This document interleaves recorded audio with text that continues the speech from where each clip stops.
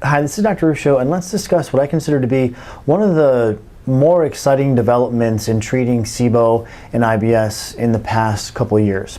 And I'd like to tell you about my clinical experience with immunoglobulins and kind of first explain what immunoglobulins, which are essentially molecules that help to bind toxins and irritants in the gut, has been.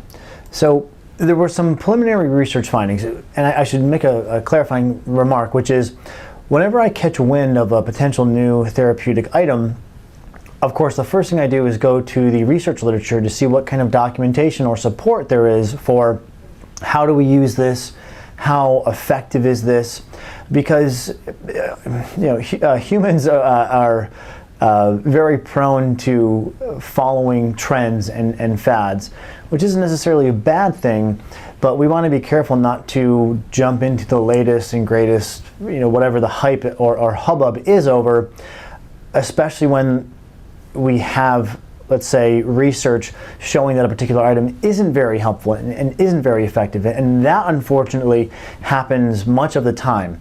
For whatever reason, a certain therapy gains excitement, and what you'll see when you actually try that therapy is what you are led to believe won't actually happen. We're quite disparate from one another. So it's important to have a look at the clinical literature, not to say that that's the end-all be-all, but it can help inform whether or not a certain therapy is effective or help to give you finer understanding of when it's best used and how it's best used.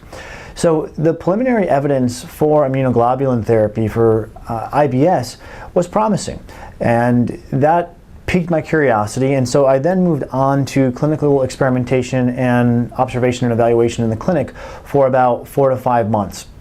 And this is also important to mention because what one shouldn't do is just jump to a conclusion, this looks to have good evidence, and then put all their patients on it and start shouting from the rooftops how great a certain therapy is, because what can happen is you can see that the clinical experience with a certain therapy does not match what the literature shows. And this can happen when there's something known as selection bias or publication bias. And this is especially prevalent with new therapies where only positive results studies tend to be published about a new therapy at first. And then as more data is amassed, you see studies being published that show the counterpoints, and you get more of a balanced view. And this is why something, for example, known as the number needed to treat, the number of patients needed to be treated in order to show a positive benefit, that tends to worsen the more a compound is studied. So in my clinical observation, this was also helpful. So the research showed some benefit. My clinical experimentation and evaluation of patients in an objective way showed that this could clearly help some patients. And it's led me to conclude that immunoglobulins can help many, and I use the term many carefully, and we'll cover some evidence here in a moment that shows maybe 70-ish% of patients could stand to benefit from immunoglobulin therapy who have not fully responded to other therapies. So when looking at all this together, I'm comfortable kind of talking about this and endorsing this as a therapy that could be helpful for people. Now, who does this help? Well, if you're someone who feels like nothing is working for your gut, or maybe more accurately stated, that many therapies may only give you a partial response, but you've never felt like you're able to get all the way there, that's where I think immunoglobulins come in. And so if you're someone who's improved your diet, and perhaps used probiotics, enzymes, or even antimicrobial herbs, and you're still not feeling well, it could be the immune system in your gut that is the reason for your lack of responsiveness. And what can happen here is you've worked on, let's say, SIBO, and the SIBO is as good as it's going to get, or it's totally cleared, yet you're still having symptoms. And this could be due to your immune system being in hyperdrive, for lack of a better term. And again, this is where immunoglobulins are unique, because they can help to start dampening this overzealous immune response. And as we mentioned a moment ago, immunoglobulins are essentially the immune molecules like secretory IgA, IgG, and IgM in the lining of your gut that help bind toxins, neutralize bacterial fragments, and prevent overstimulation and activation of the immune system. So to orient us, there's an important point here, which is in order to have a healthy gut, this is not an exhaustive list, but it certainly gives us two major components. You need to have a healthy microbiota, so not having SIBO, not having candida, not having parasitic infection. You need to have a healthy microbiota, and that healthy microbiota needs to be housed by a healthy immune system. And it's the immune system component that is sometimes overlooked, where people work very fervently to improve the health of their microbiota, and they may not see the full response because they're not using any therapies that are more so targeted at the immune system. And yes, many therapies that help to improve the microbiota also improve the immune system, true, but there are some therapies that are more so directly targeted at the immune system, like immunoglobulin therapy. Now, it's one thing to cite a mechanism, and you've likely heard me make this criticism that because a mechanism looks promising doesn't mean that when we actually use that therapy in humans and evaluate their response that we're going to see a meaningful improvement in someone's health. Fortunately, preliminary clinical research has shown immunoglobulin therapy to be effective. And to date, there are 9 quality trials in humans that have shown improvements. 1 randomized control trial and a number of retrospective case reviews. So the data here could be better. Admittedly, we could have a meta-analysis of 10 clinical trials. That would be ideal. But I do feel there to be at least adequate documentation in interventional studies in humans to justify a trial on immunoglobulin therapy. And this is the most exciting point here, which is the research has even shown that in those who have not fully responded to other treatments, immunoglobulins can make the difference. And more specifically, immunoglobulins have been shown to help patients who did not respond to treatments like diet, probiotics, antimicrobials, and even soothing agents. And why? Again, this is likely because this is a different type of support where the immune system is being supported, as it has not been directly supported by using these other therapies. And this is certainly worth repeating. In a study by Weinstock, patients were diagnosed with either SIBO, IBS, or both, then offered a few different treatments, such as probiotics, low FODMAP diet, antimicrobials. And in those who didn't respond to any of the other therapies, who were then given immunoglobulins, a 75% response rate was noted. Coming back to my earlier point about many patients, it's not a 100% response rate, and I think it's not reasonable for any patient to expect any therapy to work for them all the time. But 75% response rate, at least according to this initial literature, and there's other evidence that supports this, about 70% response rate, is definitely enough to pique my attention and curiosity. So the evidence supporting immunoglobulins also includes a randomized placebo-controlled trial and 1 large survey of 595 patients wherein a 67% response rate was reported from immunoglobulin therapy. And in a double-blind, randomized placebo-controlled trial, the symptoms that were significantly improved were abdominal pain, flatulence, urgency, loose stools, bloating, or any other symptom not on the list provided to the patients. So certainly there's some documentation here showing the efficacy of immunoglobulin therapy. And this is a summary table of the research to date. You see there's 1 randomized control trial, RCT, and then there's retrospective case studies, RCS, and then observational studies. So again, the evidence here could be better, but this is certainly a good start in terms of having clinical outcome data intervening in humans, showing an impact. And again, the most exciting study is, and the most clinically, I think, applicable, is the one showing here's a group of patients who've been through other therapies and not fully responded, then given immunoglobulins, and then seen an improvement. It's much different if someone hasn't tried any therapies and the first therapy they respond to. There's a very high likelihood that if someone's done no therapies, that any therapy will show a benefit. Much harder to document benefit in those who've been through other therapies and have been non-responsive. These are the more recalcitrant, more challenging cases, and the Weinstock paper documenting the effect there, I think, is really impressive. So now the available products. Now, this immunoglobulin formula used to only be available as Interrogam, a prescription. It has of late become available over the counter, and there are essentially 3 formulas that use the same formula that's been documented to be successful in the clinical literature. And this is where we see intestinal repair formula, which is a formula that I've developed and been using in the clinic and have been very happy with. And you also have options of Immunolin and Mega IgG 2000.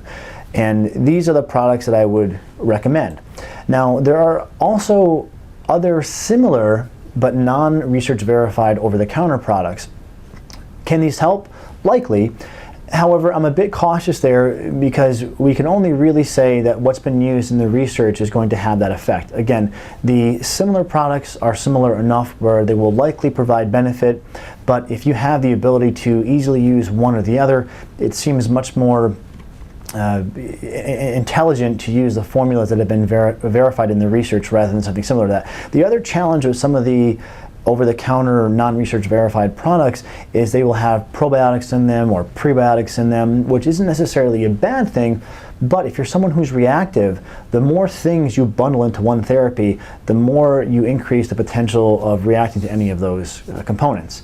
So what I would recommend is focusing on the research verified over-the-counter formulas because you cut out the potential for other stuff being in the formula that you don't want to take, or that formula being not very proximal to what's been used in the clinical literature.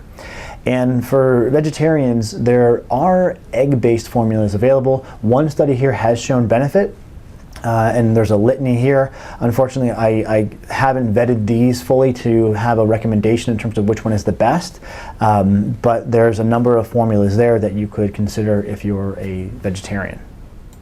And again, I would focus on the research verified formulas if you're going to perform a trial on immunoglobulin therapy.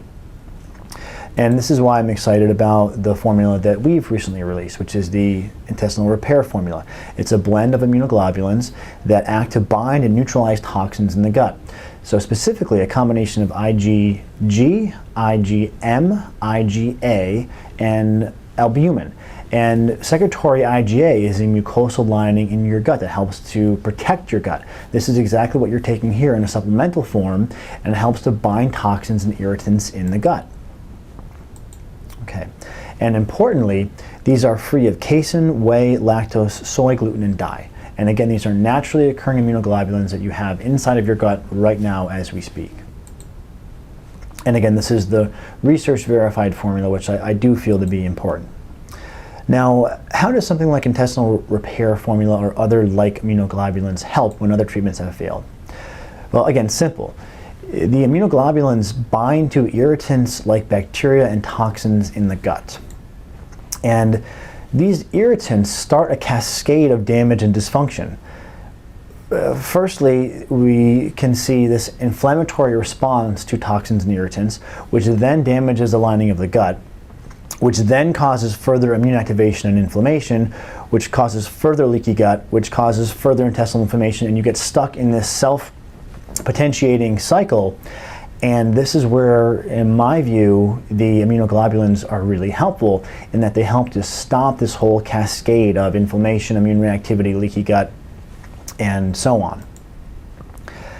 And it's nice to see that due to the healing effect, intestinal repair formula and other like immunoglobulin compounds may even improve nutrient absorption. So this is definitely nice, and it makes sense that if you're stopping this cascade of damage and inflammation and leaky gut, you'll see improved nutrient absorption. Okay, so dosing and use.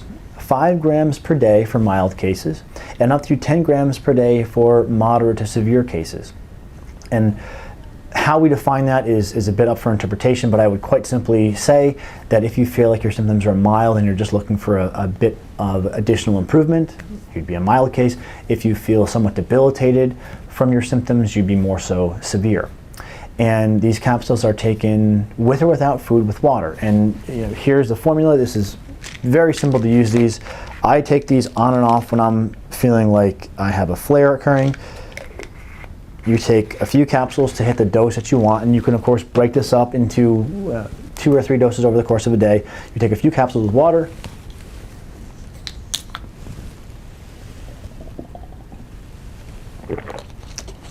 and there you go. So easy to dose, convenient capsule form. Some formulas use powders. Some patients don't like the way the powders taste, so we use the capsules. Now, the duration here is important. The initial response should be noted by 1 to 2 weeks. So if you're trying this therapy, you should see a response within the first or second week. Now, does that mean you're going to notice this huge cathartic improvement?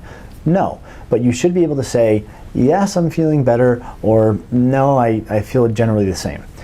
If you're at least feeling some noticeable level of improvement, continue forward. If by 1 to 2 weeks you're noticing nothing, you could continue forward a little while longer. However, it greatly diminishes the likelihood that you'll be seeing a response, and you're someone that will fall into that 70% of responders. Peak improvement is usually achieved by 6 weeks, so that's another key benchmark. First, evaluate, are you responding? Then you want to figure out when you've plateaued, and most people will see their peak level of improvement or their plateau reached by about 6 weeks. Now, once the peak improvement is noted, my recommendation is to wait 2 to 4 weeks, longer if you like, but at least 2 to 4 weeks, and then gradually decrease your dose until you are either off completely or you have found the minimal effective dose.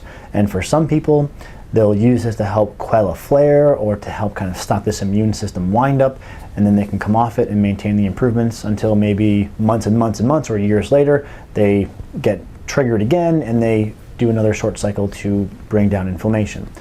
Some people, more on the severe end of the spectrum, may do better with a lower dose in the long term, and there doesn't seem to be any negative impact from doing that.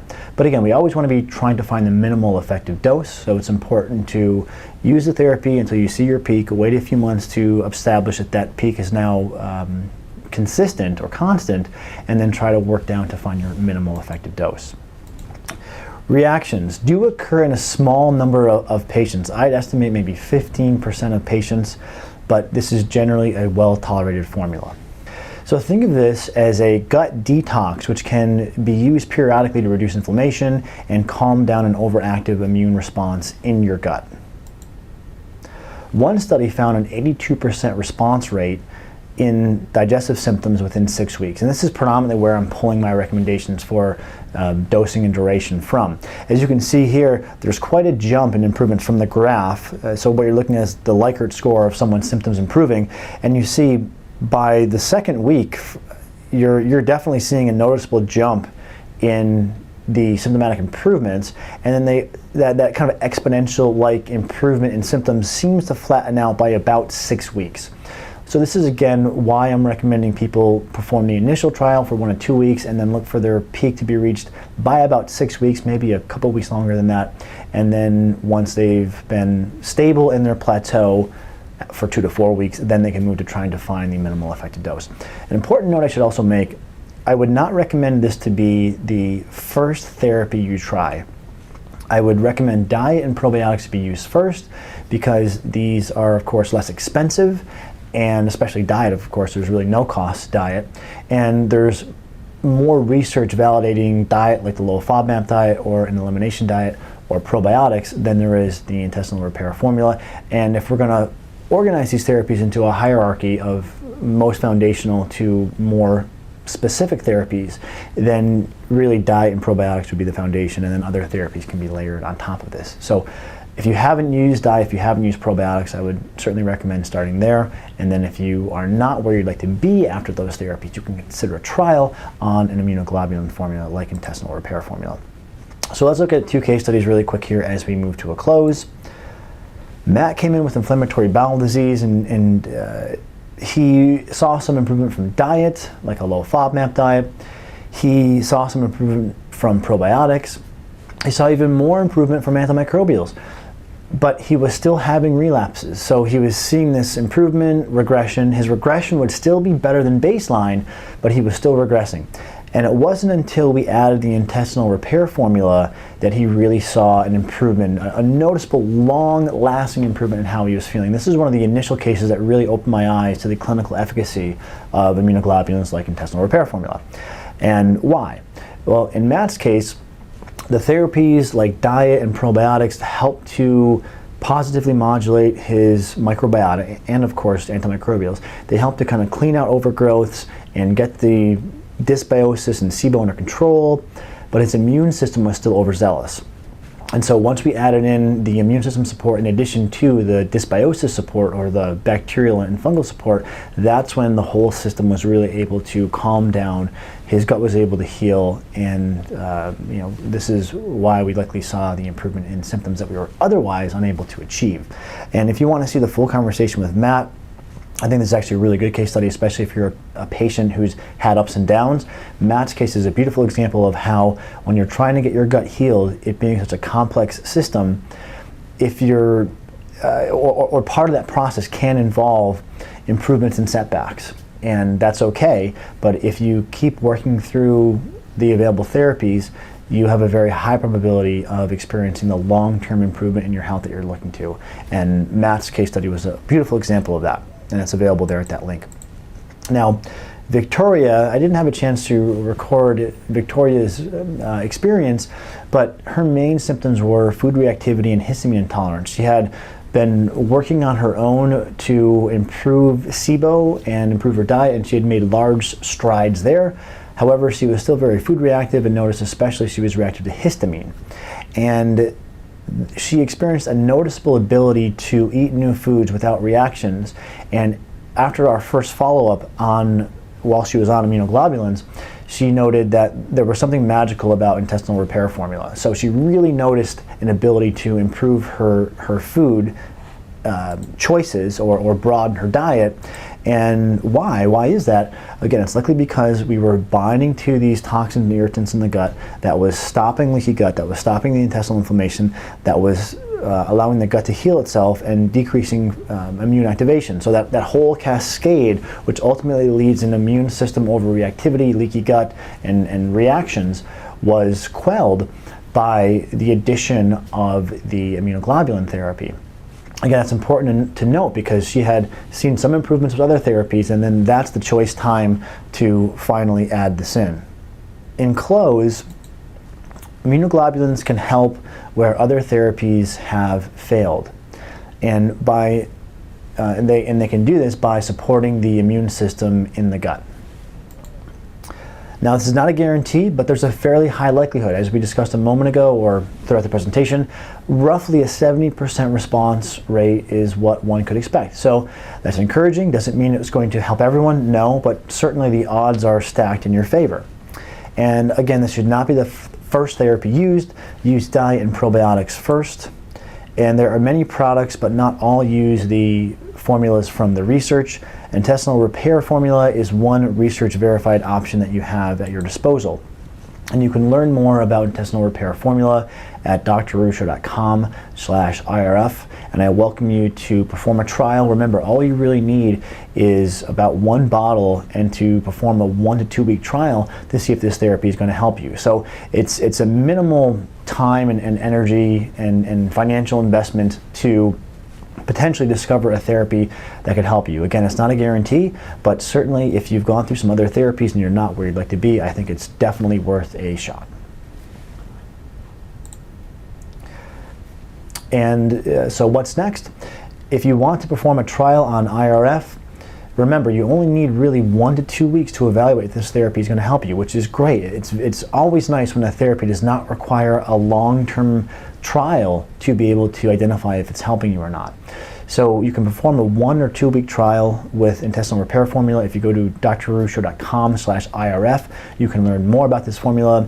And for the SIBO SOS crowd, which is such a great crowd, and I always love working with because they're so well educated, they're so well read, and they're so compliant, you can use the discount code SIBO-SOS for a special discount and get $5 off your first order. That's good until April 15th. And I really hope that you try intestinal repair formula if it's something that fits in where you currently are. Of course, if you haven't changed your diet, if you haven't gone through a good probiotic protocol, start there. But if you've done these and potentially even other therapies and you're still not where you'd like to be, again, you have about a 70% chance that intestinal repair formula or other like immunoglobulin therapies or formulas will help you. So definitely something to consider, and I hope that this information helps you further refine your gut treatment protocol and care, and will get you to a point where you're devoid of symptoms and feeling healthy and again, thank you for your time and attention, and feel free to comment anywhere on our website or social media or what have you. Happy to field any questions about intestinal repair formula. Thank you.